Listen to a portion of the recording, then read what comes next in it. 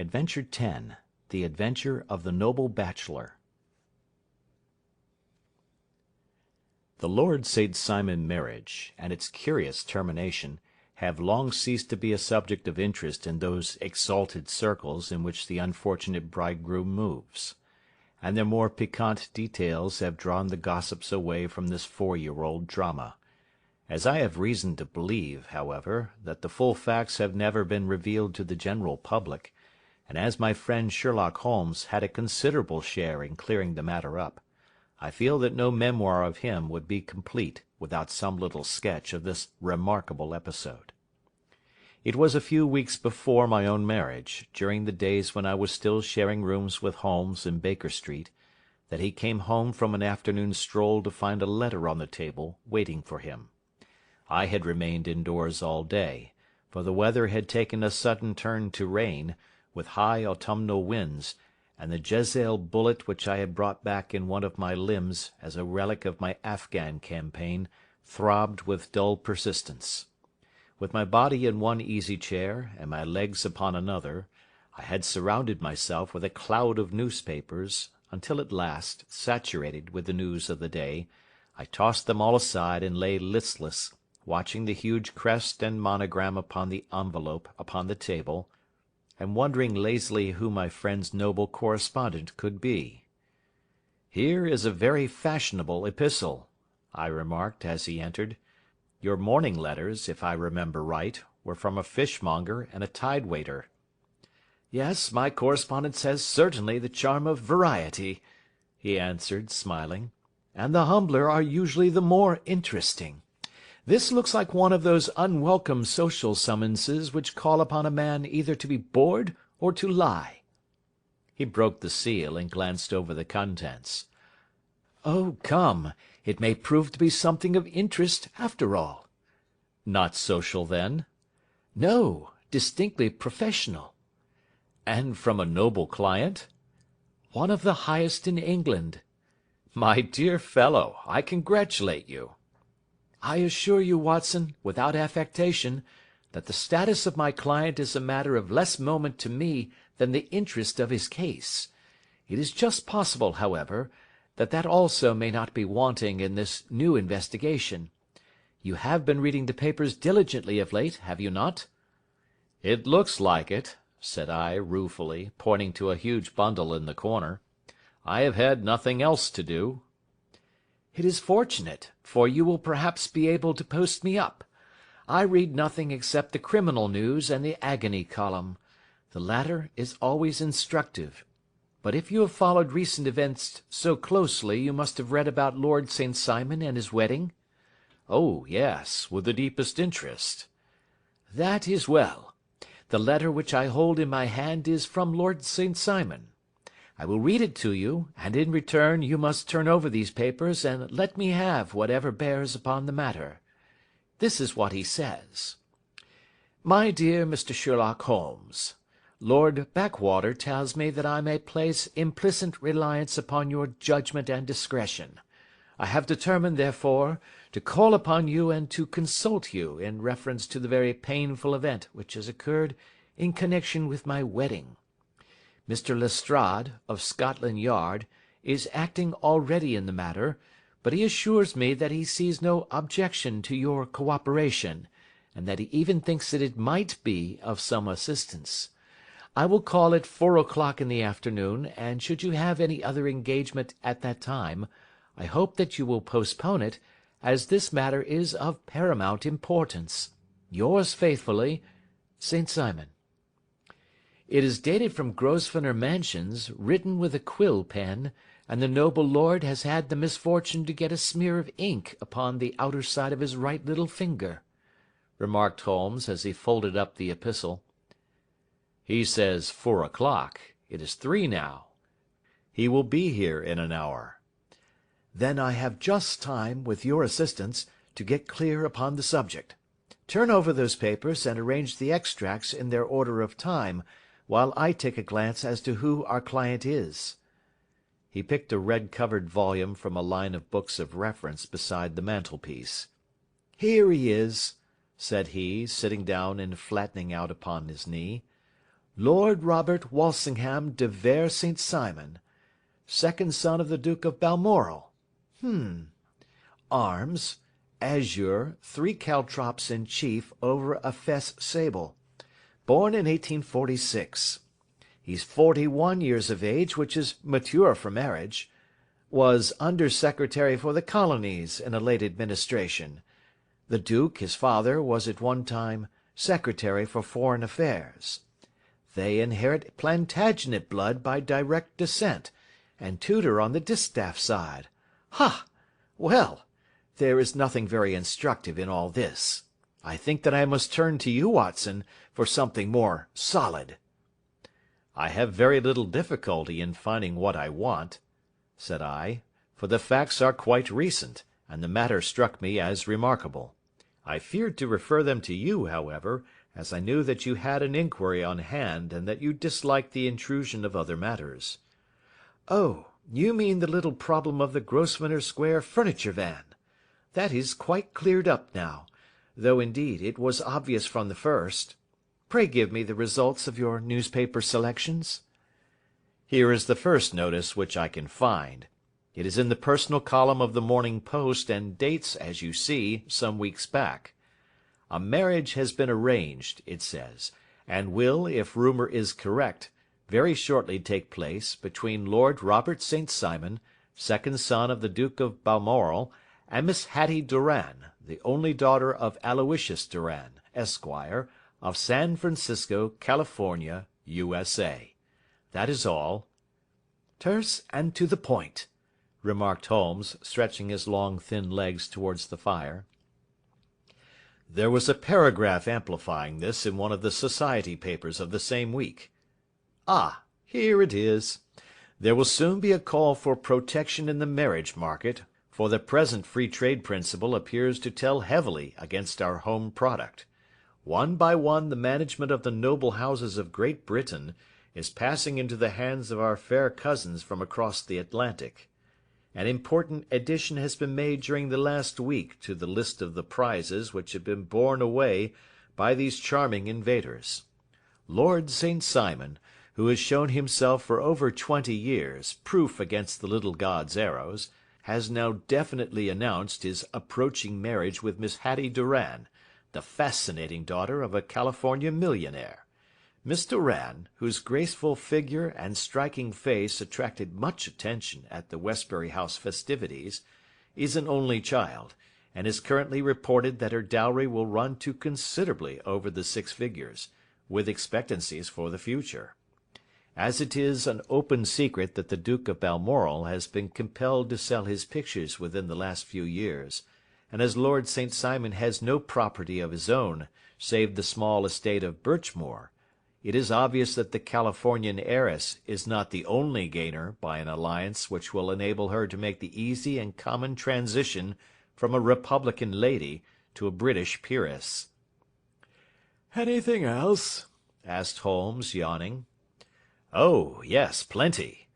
Then there is another note in the Morning Post to say that the marriage would be an absolutely quiet one, that it would be at St. George's, Hanover Square, that only half a dozen intimate friends would be invited, and that the party would return to the furnished house at Lancaster Gate which has been taken by Mr. Aloysius Doran.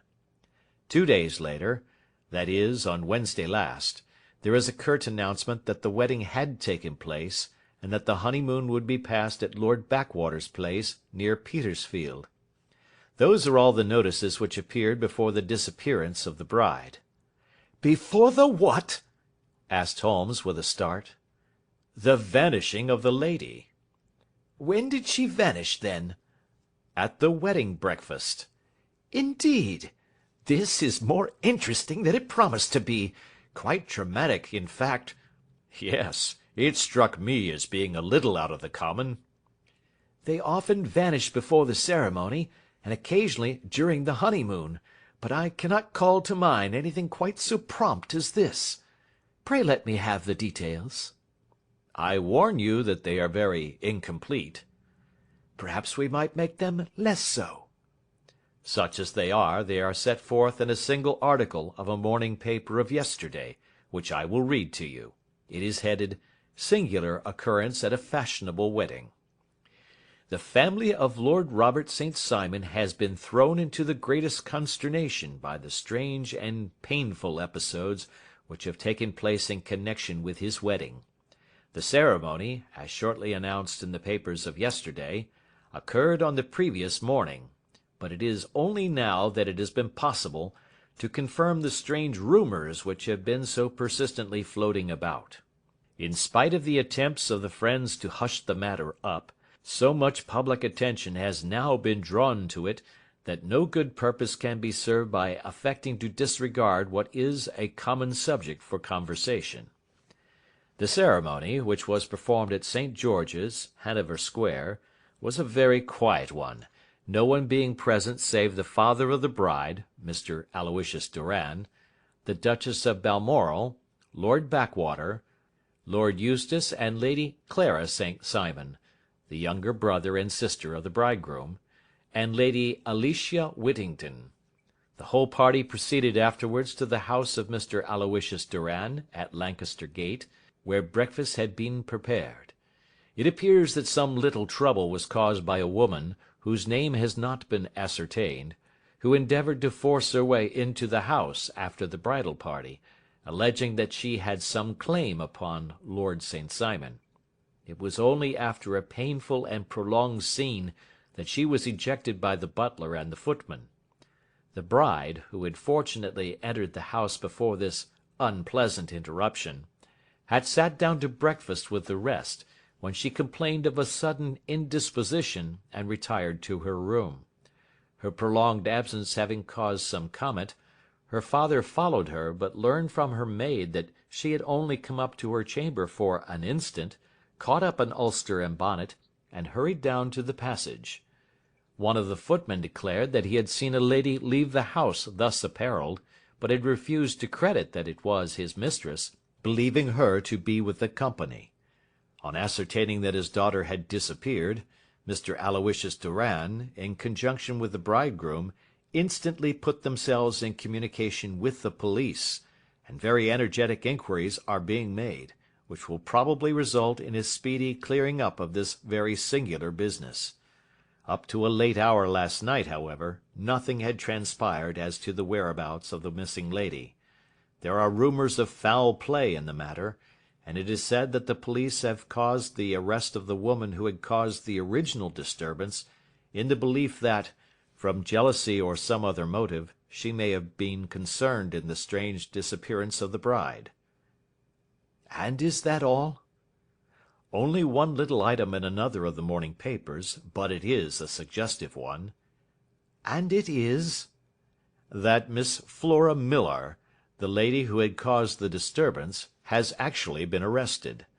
It appears that she was formerly a danseuse at the Allegro, and that she has known the bridegroom for some years. There are no further particulars, and the whole case is in your hands now, so far as it has been set forth in the public press. And an exceedingly interesting case it appears to be. I would not have missed it for worlds. But there is the ring at the bell, Watson, and as the clock makes it a few minutes after 4, I have no doubt that this will prove to be our noble client. Do not dream of going, Watson, for I very much prefer having a witness, if only as a check to my own memory.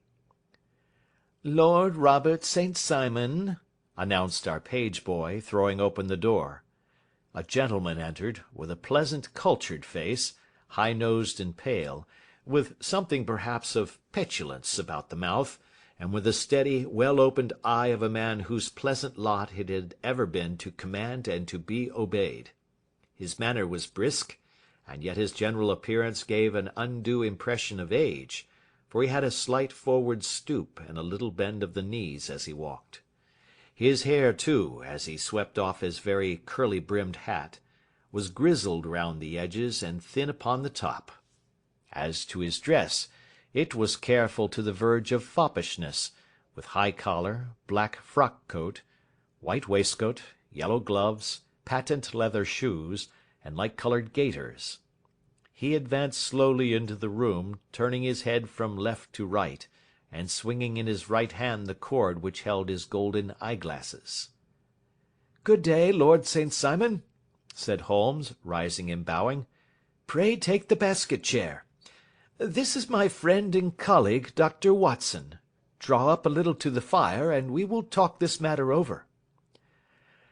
"A most painful matter to me, as you might most readily imagine, Mr. Holmes. I have been cut to the quick. I understand that you have already managed several delicate cases of this sort, sir, though I presume that they were hardly from the same class of society." "No, I am descending." "I beg pardon?" "My last client of the sort was a king." "Oh, really? I had no idea. And which king?" "The king of Scandinavia." "What? Had he lost his wife?"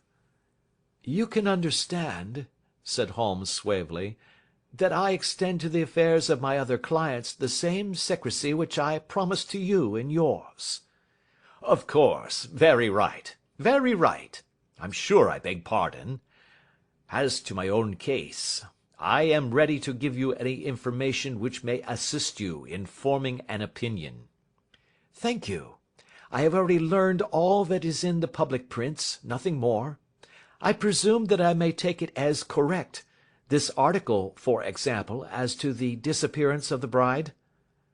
Lord St. Simon glanced over it.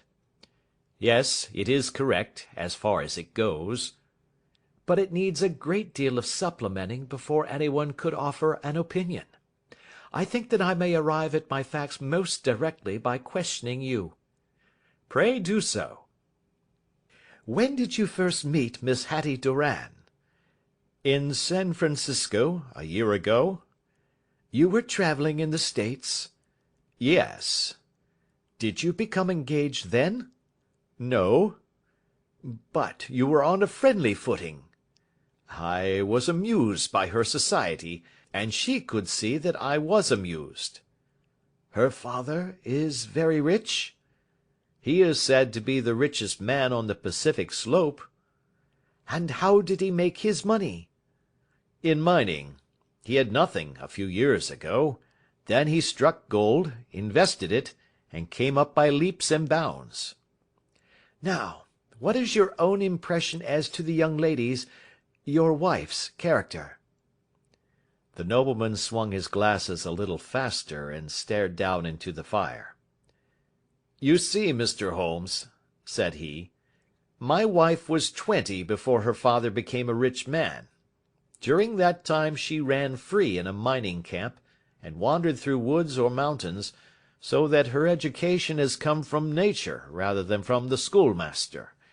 She is what we call in England a tomboy, with a strong nature, wild and free, unfettered by any sort of traditions.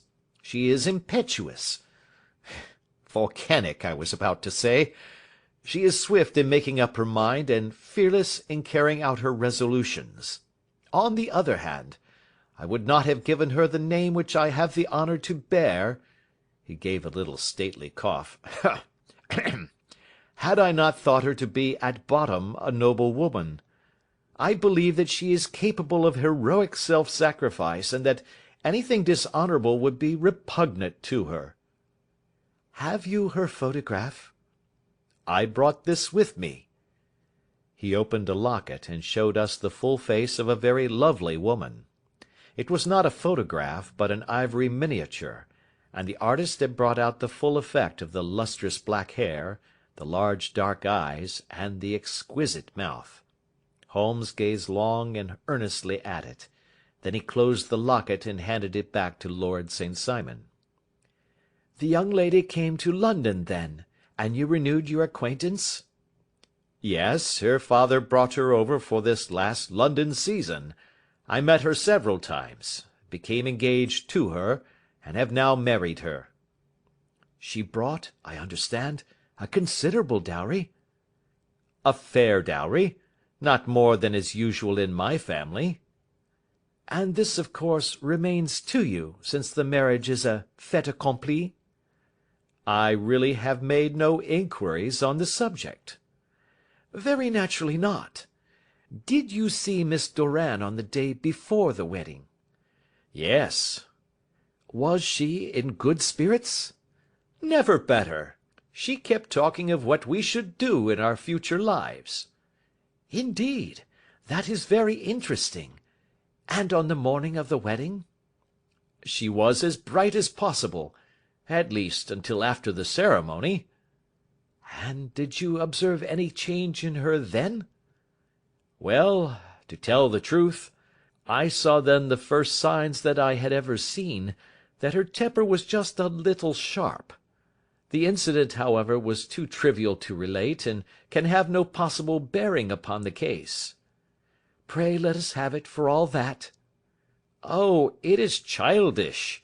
She dropped her bouquet as we went towards the vestry. She was passing the front pew at the time, and it fell over into the pew. There was a moment's delay, but the gentleman in the pew handed it up to her again, and it did not appear to be the worse for the fall. Yet when I spoke to her of the matter, she answered me abruptly, and in the carriage on our way home she seemed absurdly agitated over this trifling cause." "Indeed! You say that there was a gentleman in the pew. Some of the general public were present, then?" "Oh, yes, it is impossible to exclude them when the church is open." "This gentleman was not one of your wife's friends?" "No, no. I call him a gentleman by courtesy, but he was quite a common-looking person. I hardly noticed his appearance. But really I think that we are wandering rather far from the point." "Lady St. Simon, then, returned from the wedding in a less cheerful frame of mind than she had gone to it. What did she do on re-entering her father's house?" "I saw her in conversation with her maid." "And who is her maid?" "Alice is her name. She is an American, and came from California with her." "A confidential servant?" "A little too much so. It seemed to me that her mistress allowed her to take great liberties. Still, of course, in America they look upon these things in a different way." "How long did she speak to this Alice?" "Oh, a few minutes. I had something else to think of." "You did not overhear what they said?" "Lady St. Simon said something about jumping a claim. She was accustomed to use slang of the kind. I have no idea what she meant." "American slang is very expressive sometimes. And what did your wife do when she finished speaking to her maid?"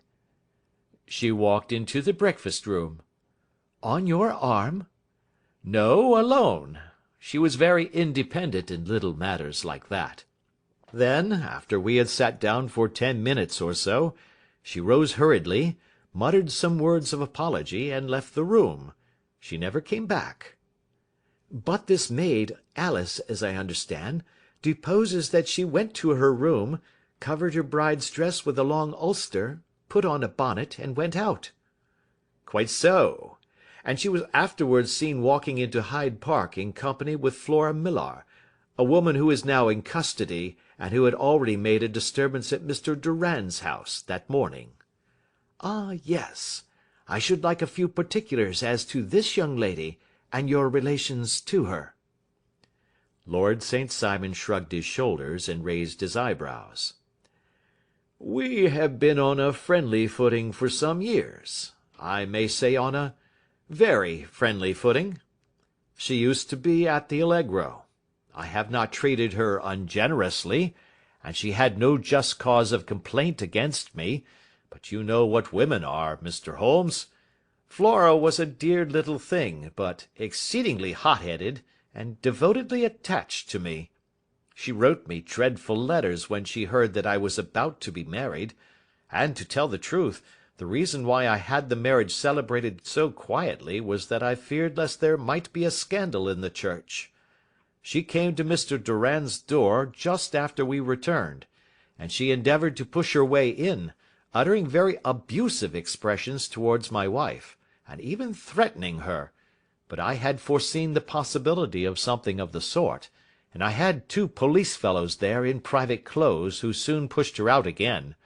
She was quiet when she saw that there was no good in making a row." "Did your wife hear all this?" "No, thank goodness, she did not."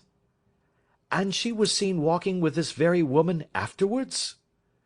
Yes, that is what Mr. Lestrade, of Scotland Yard, looks upon as so serious. It is thought that Flora decoyed my wife out and laid some terrible trap for her. Well, it is a possible supposition. You think so, too? I did not say a probable one. But you did not yourself look upon this as likely? I do not think Flora would hurt a fly. Still, jealousy is a strange transformer of characters. Pray, what is your own theory as to what took place? Well, really, I came to seek a theory, not to propound one. I have given you all the facts. Since you ask me, however, I may say that it has occurred to me as possible that the excitement of this affair, the consciousness that she had made so immense a social stride, had the effect of causing some little nervous disturbance in my wife. In short, that she had become suddenly deranged? Well, really, when I consider that she has turned her back, I will not say upon me, but upon so much that many have aspired to without success, I can hardly explain it in any other fashion. Well, certainly that is also a conceivable hypothesis, said Holmes, smiling. And now, Lord St. Simon, I think that I have nearly all my data. May I ask whether you were seated at the breakfast table so that you could see out of the window? We could see the other side of the road and the park. Quite so. Then I do not think that I need to detain you longer. I shall communicate with you. Should you be fortunate enough to solve this problem, said our client, rising. I have solved it. Eh? What was that? I say that I have solved it. Where, then, is my wife? That is a detail which I shall speedily supply. Lord St. Simon shook his head.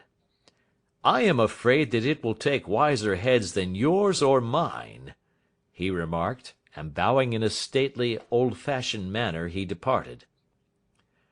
It is very good of Lord St. Simon to honour my head by putting it on a level with his own, said Sherlock Holmes, laughing. I think that I shall have a whisky and soda and a cigar after all this cross-questioning. I had formed my conclusions as to the case before our client came into the room. My dear Holmes! I have notes of several similar cases, though none, as I remarked before, which were quite as prompt. My whole examination served to turn my conjecture into a certainty. Circumstantial evidence is occasionally very convincing, as when you find a trout in the milk, to quote Thoreau's example. But I have heard all that you have heard. Without, however, the knowledge of pre-existing cases which serves me so well. There was a parallel instance in Aberdeen some years back, and something on very much the same lines at Munich the year after the Franco-Prussian War. It is one of these cases. But hello, here is Lestrade. Good afternoon, Lestrade. You will find an extra tumbler upon the sideboard, and there are cigars in the box. The official detective was attired in a pea-jacket and cravat, which gave him a decidedly nautical appearance, and he carried a black canvas bag in his hand. With a short greeting he seated himself and lit the cigar which had been offered to him. "What's up, then?" asked Holmes, with a twinkle in his eye. "You look dissatisfied." "And I feel dissatisfied. It is this infernal St. Simon marriage case. I can make neither head nor tail of the business." "Really, you surprise me." "Who ever heard of such a mixed affair? Every clue seems to slip through my fingers. I have been at work upon it all day." "And very wet it seems to have made you," said Holmes, laying his hand upon the arm of the pea-jacket. "Yes, I have been dragging the Serpentine." "In heaven's name, what for?" "In search of the body of Lady St. Simon." Sherlock Holmes leaned back in his chair and laughed heartily. "Have you dragged the basin of Trafalgar Square fountain?" he asked. "Why? What do you mean?" "Because you have just as good a chance of finding this lady in the one as in the other." Lestrade shot an angry glance at my companion. I suppose you know all about it," he snarled. Well, I have only just heard the facts, but my mind is made up. "Oh, indeed. Then you think that the Serpentine plays no part in the matter?" I think it very unlikely. "Then perhaps you will kindly explain how it is that we found this in it?" He opened his bag as he spoke, and tumbled on to the floor a wedding dress of watered silk, a pair of white satin shoes, and a bride's wreath and veil, all discoloured and soaked in water. "There," said he, putting a new wedding ring upon the top of the pile, "there is a little nut for you to crack, Master Holmes." Oh, indeed, said my friend, blowing blue rings into the air. You dragged them from the Serpentine?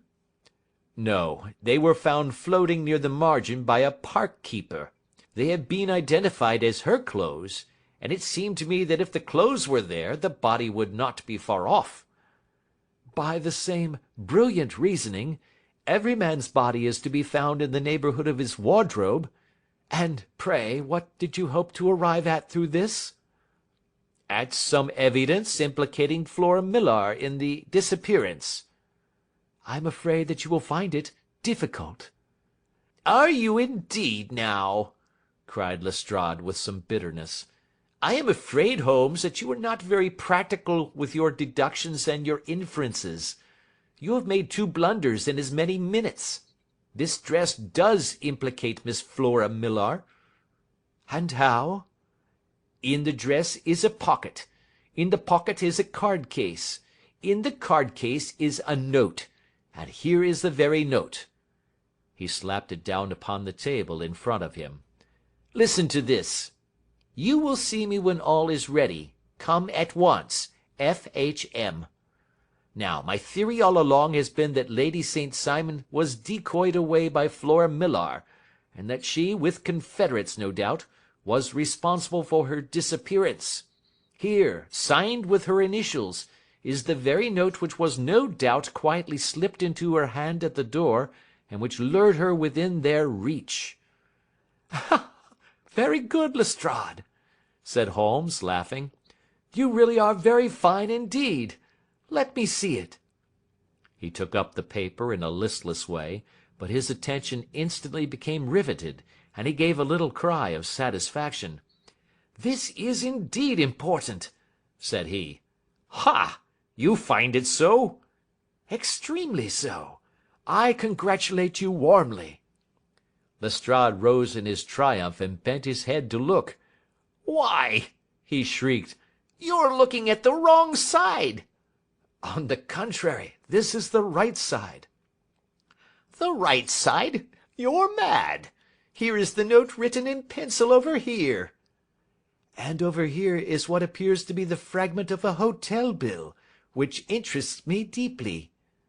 There's nothing in it. I looked at it before, said Lestrade. October 4th, rooms 8 shillings, breakfast 2 shillings 6 pence. Cocktail 1 shilling, lunch 2 shillings 6 pence, glass sherry 8 pence. I see nothing in that.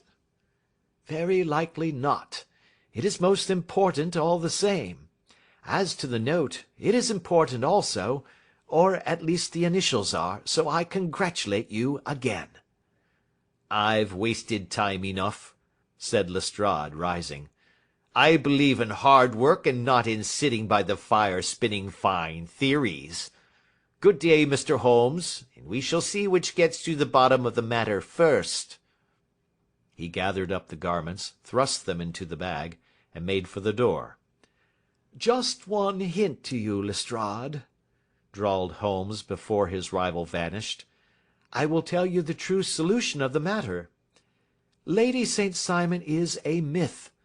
There is not, and there never has been, any such person. Lestrade looked sadly at my companion. Then he turned to me, tapped his forehead 3 times, shook his head solemnly, and hurried away. He had hardly shut the door behind him when Holmes rose to put on his overcoat. There is something in what the fellow says about outdoor work, he remarked. So I think, Watson, that I must leave you to your papers for a little." It was after 5 o'clock when Sherlock Holmes left me, but I had no time to be lonely, for within an hour there arrived a confectioner's man with a very large flat box. This he unpacked with the help of a youth whom he had brought with him, and presently, to my very great astonishment, a quite epicurean little cold supper began to be laid out upon our humble lodging-house mahogany. There were a couple of brace of cold woodcock, a pheasant, a pâté de foie gras pie with a group of ancient and cobwebby bottles. Having laid out all these luxuries, my two visitors vanished away, like the genii of the Arabian Nights, with no explanation save that the things had been paid for, and were ordered to this address. Just before 9 o'clock, Sherlock Holmes stepped briskly into the room. His features were gravely set, but there was a light in his eye which made me think that he had not been disappointed in his conclusions. "They have laid the supper, then," he said, rubbing his hands. "You seem to expect company. They have laid for 5. "Yes, I fancy we may have some company dropping in," said he. "I am surprised that Lord St. Simon has not already arrived. Ha! I fancy that I hear his step now upon the stairs." It was indeed our visitor of the afternoon who came bustling in, dangling his glasses more vigorously than ever, and with a very perturbed expression upon his aristocratic features. "My messenger reached you, then?" asked Holmes. "Yes, and I confess that the contents startled me beyond measure. Have you good authority for what you say?" "The best possible." Lord St. Simon sank into a chair, and passed his hand over his forehead. "What will the duke say," he murmured, "when he hears that one of the family has been subjected to such humiliation?" "It is the purest accident. I cannot allow that there is any humiliation." "Ah, you look on these things from another standpoint." "I fail to see that any one is to blame. I can hardly see how the lady could have acted otherwise, though her abrupt method of doing it was undoubtedly to be regretted. Having no mother, she had no one to advise her at such a crisis." "It was a slight, sir, a public slight," said Lord St. Simon, tapping his fingers upon the table. "You must make allowance for this poor girl, placed in so unprecedented a position." "I will make no allowance. I am very angry indeed, and I have been shamefully used." "I think that I heard a ring," said Holmes. "Yes, there are steps on the landing. If I cannot persuade you to take a lenient view of the matter, Lord St. Simon, I have brought an advocate here who may be more successful." He opened the door and ushered in a lady and gentleman. "Lord St. Simon," said he, "allow me to introduce you to Mr. and Mrs. Francis Hay Moulton. The lady, I think, you have already met." At the sight of these newcomers, our client had sprung from his seat and stood very erect, with his eyes cast down and his hand thrust into the breast of his frock-coat, a picture of offended dignity. The lady had taken a quick step forward and had held out her hand to him, but he still refused to raise his eyes. It was as well for his resolution, perhaps, for her pleading face was one which it was hard to resist. "You're angry, Robert," said she. "Well, I guess you have every cause to be." "Pray make no apology to me," said Lord St. Simon, bitterly. "Oh, yes, I know that I have treated you real bad, and that I should have spoken to you before I went, but I was kind of rattled, and from the time when I saw Frank here again, I just didn't know what I was doing or saying. I only wonder I didn't fall down and do a faint right there before the altar.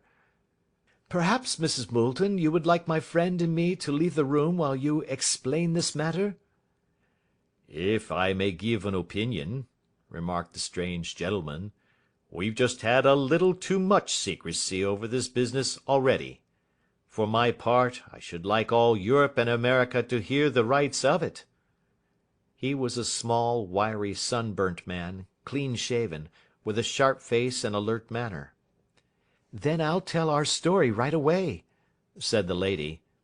"Frank here and I met in '84, in McQuire's camp near the Rockies, where Pa was working a claim. We were engaged to each other, Frank and I, but then one day Father struck a rich pocket and made a pile, while poor Frank here had a claim that petered out and came to nothing. The richer Pa grew, the poorer was Frank, so at last Pa wouldn't hear of our engagement lasting any longer, and he took me away to 'Frisco. Frank wouldn't throw up his hand, though, so he followed me there, and he saw me without Pa knowing anything about it. It would only have made him mad to know, so we just fixed it all up for ourselves. Frank said that he would go and make his pile too, and never come back to claim me until he had as much as Pa. So then I promised to wait for him to the end of time, and pledged myself not to marry anyone else while he lived. 'Why shouldn't we be married right away, then?' said he, 'and then I will feel sure of you, and I won't claim to be your husband until I come back.' Well, we talked it over, and he had fixed it all up so nicely, with a clergyman all ready and waiting, that we just did it right there, and then Frank went off to seek his fortune, and I went back to Pa. The next I heard of Frank was that he was in Montana, and then he went prospecting in Arizona, and then I heard of him from New Mexico. After that came a long newspaper story about how a miners' camp had been attacked by Apache Indians, and there was my Frank's name among the killed. I fainted dead away, and I was very sick for months after. Pa thought I had a decline and took me to half the doctors in 'Frisco. Not a word of news came for a year and more, so that I never doubted that Frank was really dead. Then Lord St. Simon came to 'Frisco, and we came to London, and a marriage was arranged, and Pa was very pleased, but I felt all the time that no man on this earth would ever take the place in my heart that had been given to my poor Frank. Still, if I had married Lord St. Simon, of course I'd have done my duty by him. We can't command our love, but we can our actions. I went to the altar with him with the intention to make him just as good a wife as it was in me to be. But you may imagine what I felt when, just as I came to the altar rails, I glanced back and saw Frank standing and looking at me out of the first pew.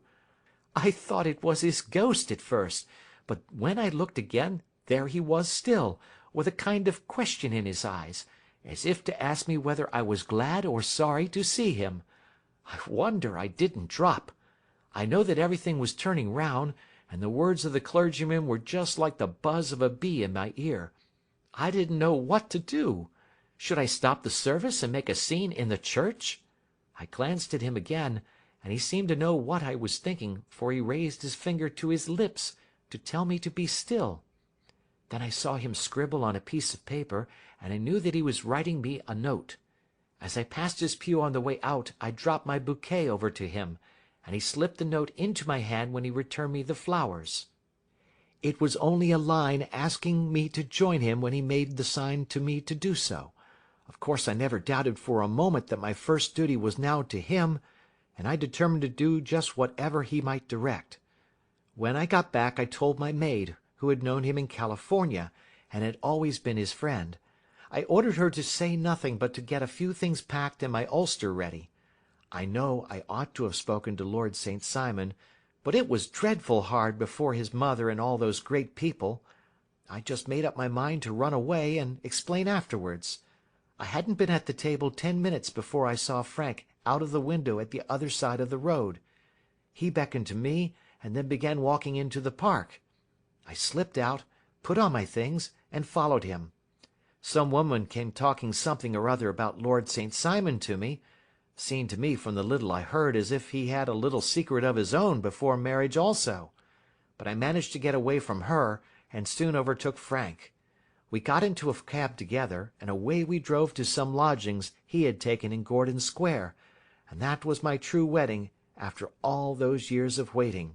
Frank had been a prisoner among the Apaches, had escaped, come on to 'Frisco, found that I had given him up for dead and had gone to England, followed me there, and had come upon me at last on the very morning of my second wedding. "I saw it in a paper," explained the American. "It gave the name in the church, but not where the lady lived." Then we had a talk as to what we should do, and Frank was all for openness. But I was so ashamed of it all that I felt as if I should like to vanish away and never see any of them again. Just sending a line to Pa, perhaps, to show him that I was alive.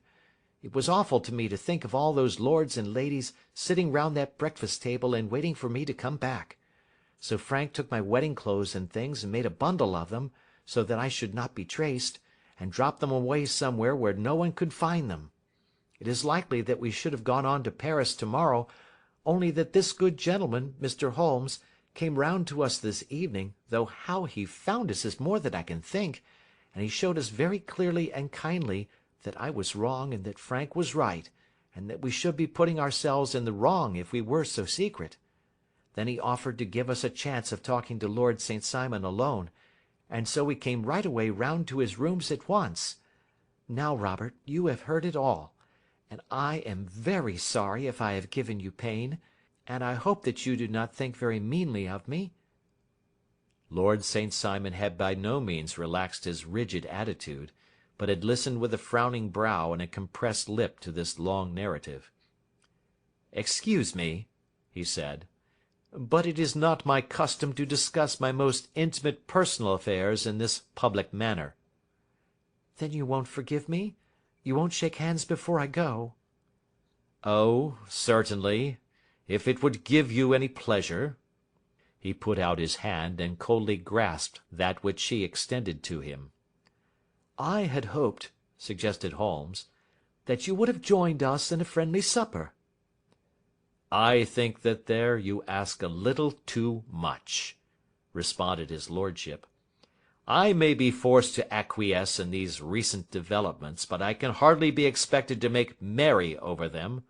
I think that with your permission I will now wish you all a very good night." He included us all in a sweeping bow, and stalked out of the room. "Then I trust that you at least will honour me with your company," said Sherlock Holmes. "It is always a joy to meet an American, Mr. Moulton, for I am one of those who believe that the folly of a monarch and the blundering of a minister in far gone years will not prevent our children from being some day citizens of the same world-wide country, under a flag which shall be a quartering of the Union Jack with the stars and stripes." "The case has been an interesting one," remarked Holmes when our visitors had left us, "because it serves to show very clearly how simple the explanation may be of an affair which at first sight seems to be almost inexplicable. Nothing could be more natural than the sequence of events as narrated by this lady, and nothing stranger than the result when viewed, for instance, by Mr. Lestrade of Scotland Yard." "You were not yourself at fault at all, then?" "From the first, two facts were very obvious to me. The one, that the lady had been quite willing to undergo the wedding ceremony. The other, that she had repented of it within a few minutes of returning home. Obviously something had occurred during the morning, then, to cause her to change her mind. What could that something be? She could not have spoken to anyone when she was out, for she had been in the company of the bridegroom. Had she seen someone then? If she had, it must be someone from America, because she had spent so short a time in this country that she could hardly have allowed anyone to acquire so deep an influence over her that the mere sight of him would induce her to change her plans so completely. You see, we have already arrived, by a process of exclusion, at the idea that she might have seen an American. Then who could this American be, and why should he possess so much influence over her? It might be a lover. It might be a husband. Her young womanhood had, I knew, been spent in rough scenes and under strange conditions. So far I had got before I ever heard Lord St. Simon's narrative. When he told us of a man in a pew, of the change in the bride's manner, of so transparent a device for obtaining a note as the dropping of a bouquet, of her resort to her confidential maid, and of her very significant allusion to claim-jumping, which in miners' parlance means taking possession of that which another person has a prior claim to, the whole situation became absolutely clear. She had gone off with a man, and the man was either a lover or a previous husband, the chances being in favour of the latter. And how in the world did you find them?" "It might have been difficult, but friend Lestrade held information in his hands the value of which he did not himself know. The initials were, of course, of the highest importance, but more valuable still was it to know that within a week he had settled his bill at one of the most select London hotels." "How did you deduce the select?" "By the select prices. 8 shillings for a bed and 8 pence for a glass of sherry pointed to one of the most expensive hotels. There are not many in London which charge at that rate. In the second one which I visited in Northumberland Avenue, I learned by an inspection of the book that Francis H. Moulton, an American gentleman, had left only the day before, and on looking over the entries against him I came upon the very items which I had seen in the duplicate bill. His letters were to be forwarded to 226 Gordon Square, so thither I travelled, and being fortunate enough to find the loving couple at home, I ventured to give them some paternal advice, and to point out to them that it would be better in every way that they should make their position a little clearer both to the general public and to Lord St. Simon in particular. I invited them to meet him here, and, as you see, I made him keep the appointment." "But with no very good result," I remarked. "His conduct was certainly not very gracious." "Ah, Watson," said Holmes, smiling, "perhaps you would not be very gracious either, if, after all the trouble of wooing and wedding, you found yourself deprived in an instant of wife and of fortune. I think that we may judge Lord St. Simon very mercifully, and thank our stars that we are never likely to find ourselves in the same position. Draw your chair up, and hand me my violin, for the only problem we have still to solve is how to while away these bleak autumnal evenings." End of Adventure 10